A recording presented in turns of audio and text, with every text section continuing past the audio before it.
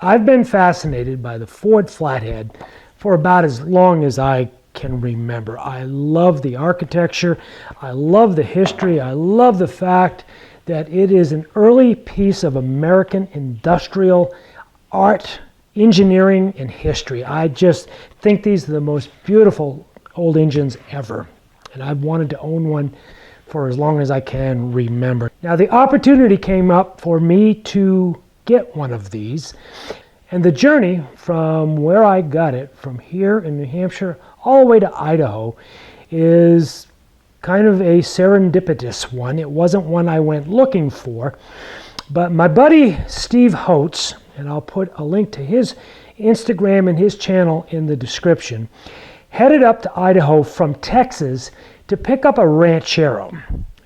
Now when he got to Idaho, I was watching his videos where he was describing the car and describing the work that he was doing to it. And Kim Barerose, who owns Barerose Garage, which is where Stephen was to pick up the Ranchero, he mentioned in one of the videos that I was watching that he had several engines available to put in the car that Stephen was picking up. And one of the engines that he mentioned, and I know he mentioned it in jest, was this Ford Flathead. And my senses sort of peaked and stepped up at that point, and I'm thinking, okay. So I texted Stephen and I said, Stephen, could you find out about that Flathead Ford? Stephen did. Stephen found out it was available. We made the deal. We made the arrangements with Kim. The engine got loaded up into the back of the Ranchero, got on the road for Texas. Through all kinds of thick and thin, Stephen finally got back to Texas, and he got there with the engine. So I asked Stephen if he would take a few pictures and videos so that we could do some close-ups of the engine, which Stephen did. We found a few things that we're going to have to deal with someday when the engine gets here to New Hampshire. So we're going to show you that engine, show you what car the engine came out of, show a few of the items that we have to deal with when that engine gets here to New Hampshire. So stick around. My name's Bill. This is Rust to Resurrection. Let's get started.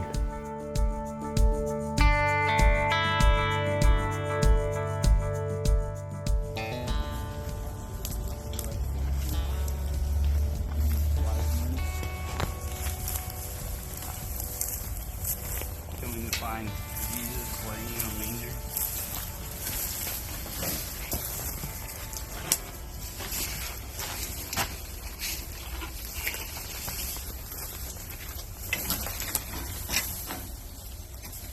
Pull the transmission on. Alright, so we're getting ready to do something that some people might not like, some people do. We're pulling transmission off here to make this thing a little bit lighter to get out of here. And we'll throw this in the truck and we'll throw that in there.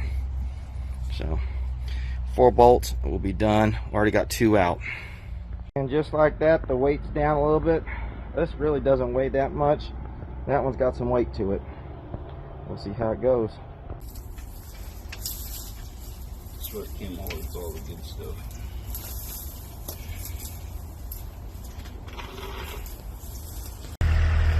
Here we go with a Flathead V8 that moved from its resting place over there. We have pulled off a couple parts, but confirmed that it's still free inside as far as the valve train goes. And that car over there is an ex-police Interceptor from Wyoming, and that's what it came out of. But this is going home with us today.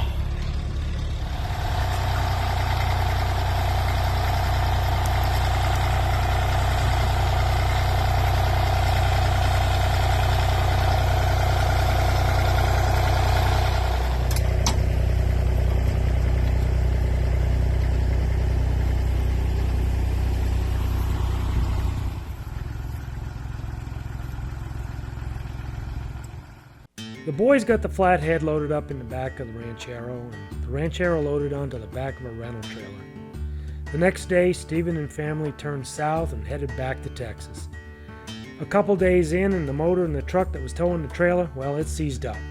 They left the complete rig in Roswell, New Mexico, deadheaded the rest of the way home in the family car. You see, Stephen's wife had been following in the second car.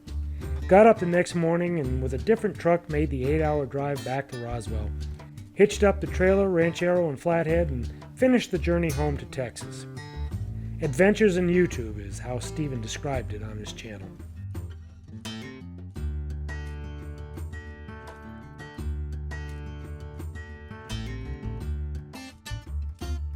Okay, you can see from my other clips before what it looked like sitting inside the barn it was sitting in.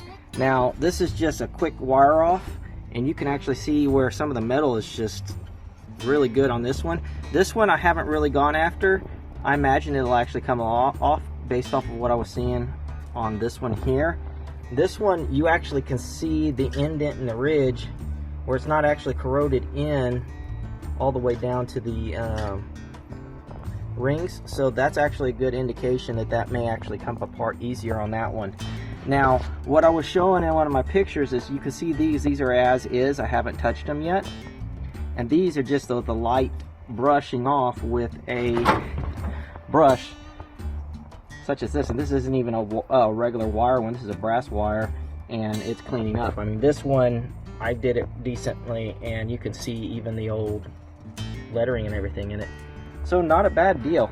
We're about to throw some transmission fluid in this thing, see about throwing that cylinder head back on top of it, and I'll look around and find out if I've got a bolt or two that will fit to get this thing back off. So we'll see how it goes.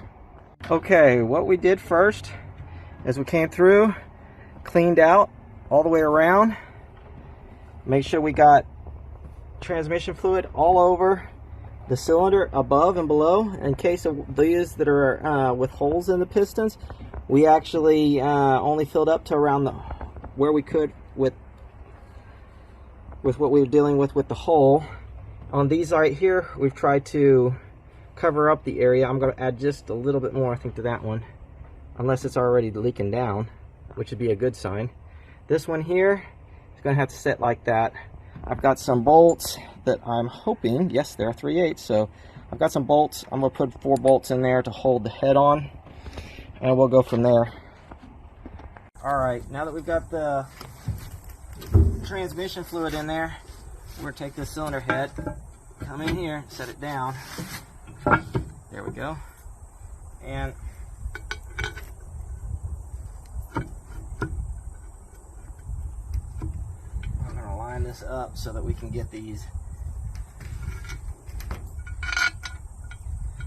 bolts to go in that bolt hole or something. Woo!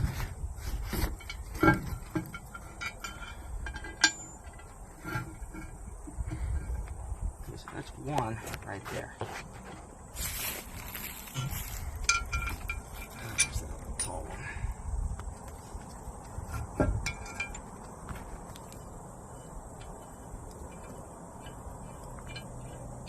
Alright, so that one goes in.